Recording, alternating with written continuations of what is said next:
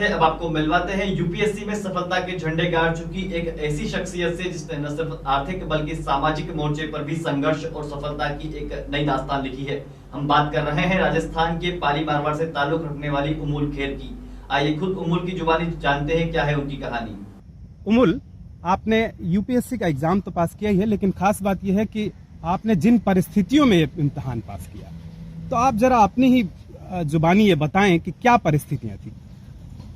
परिस्थितियां बचपन से विभिन्न प्रकार के अभावों की थी, जैसे आर्थिक संसाधनों का अभाव बहुत ही गहराई से, और माता पिता के सहयोग ना होने का अभाव, और अकेले रहने की मुश्किल, और शारीरिक विकलांगता, इस तरह की विभिन्न प्रकार की परेशानियां रही। जी, तो आपके माता पिता ने क्या आपको पढ़ाई आगे करने से सपोर्ट नहीं किया?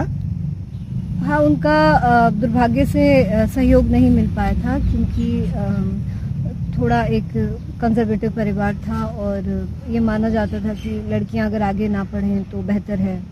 तो जब मैंने 8वीं कर ली थी तो घर में ये जिद की गई कि मैं पढ़ाई छोड़ दूं, और उस समय दिल्ली में मैं रह रही थी, तो ये भी बात हुई थी अगर तुम ज़्यादा जिद करोगी, ज़्यादा स्कूल जाने के लिए अगर इस तरह से जिद पे बनी रहोगी तो तुम्हें दिल्ली से भेजकर राजस्थान में रहने के लिए मजबूर कर दिया जाएगा। तो इस तरह की बहुत सारी चुनौतियां थी, और मैं उस समय जानती थी कि अगर मैं दिल्ली से अगर मैं राजस्थान के पाली के अपने गांव में अगर मैं वापस आ गई तो जिस तरह की सुविधाएं मुझे मिल रही हैं, जिस तरह से मैं बच्चों का ट्यूशन पढ़ा के अपना गुजारा करके मैं अपनी पढ़ाई को जारी रख रही हूँ, वो सारी सुविधाएं बंद हो जाएंगी। तो इसकी वजह से मैं मजबूर हो गई, और दिल्ली में एक ही बहुत ही पिछड़े हुए इलाके में एक तरीके से स्लम इलाका। ये जो 8वीं के बाद ये संघर्ष जो है, 8वीं तक आपको पढ़ाई के लिए सपोर्ट किया फैमिली ने, लेकिन जब 8वीं के बाद का मौका आया कि आप आगे पढ़ना चाहती हैं, उसके बाद आपके परिवार ने आपको बहुत सपोर्ट नहीं किया। जी।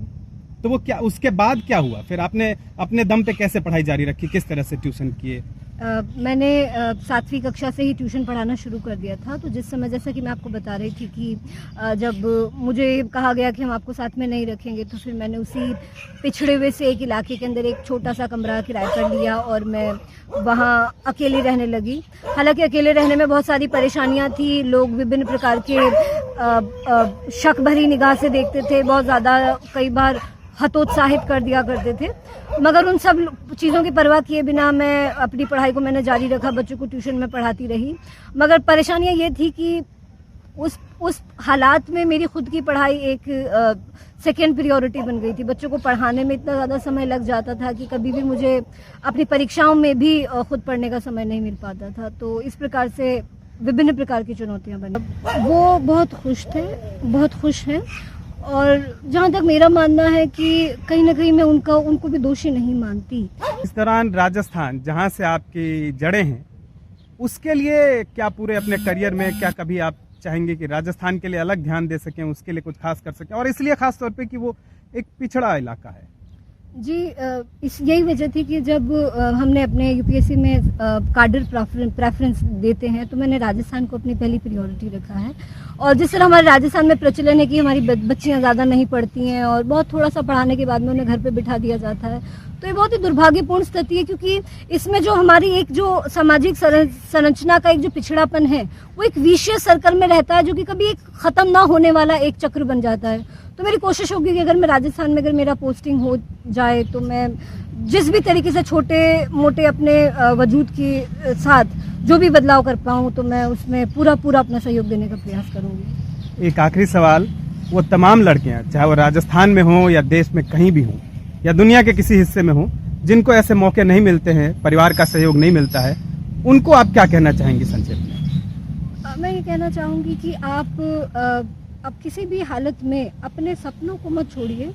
कई बार ऐसा हो सकता है कि आपको विभिन्न प्रकार के सपोर्ट मिल रहे हैं, और कई बार हो सकता है सपोर्ट ना मिले। तो देखिए, सबसे पहले आपको ये मानना पड़ेगा कि आपका सपोर्ट खुद की तरफ सबसे ज़्यादा महत्वपूर्ण है, और ऐसे में हिम्मत रखिए। और अगर किसी चीज़ का इंतजाम नहीं हो पा रहा, तो खुद अपने आप में इतनी काबिलियत रखिए कि सब की सब चीज़ें आप खुद ब खुद अपने इंतजाम में लाकर अपने सपनों को पूरा कर सके।